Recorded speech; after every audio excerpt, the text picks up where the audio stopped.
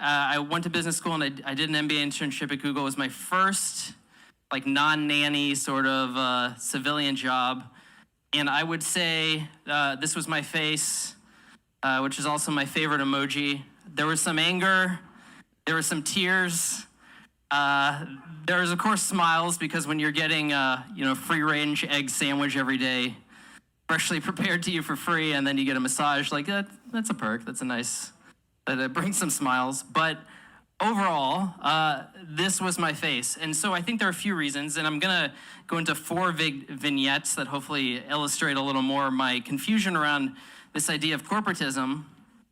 But I think the first is, there's that expression about, disappointments, the difference between reality and expectations. And I definitely think the way Google brands themselves as a place to work is very different than the reality.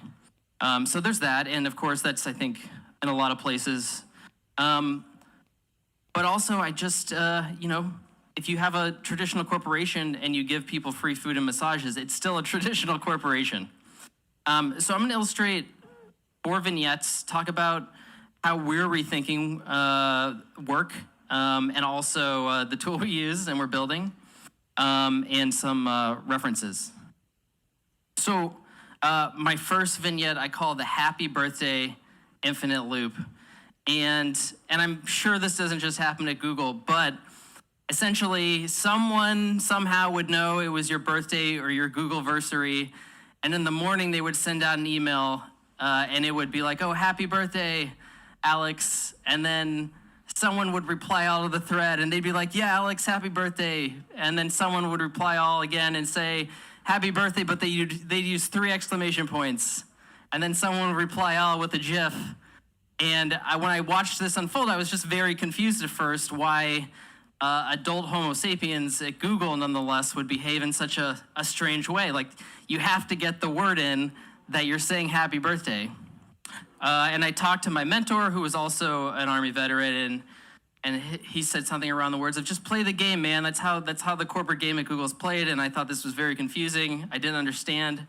And one day, I got an email. It was a guy named Sam's birthday. Sam sat behind me, and Sam and I were actually chummy. So I did this thing where I stood up, I went over to him, I put my hand on his shoulder, and I said, happy birthday, man. And he said, thanks, man. And then I went and sat down.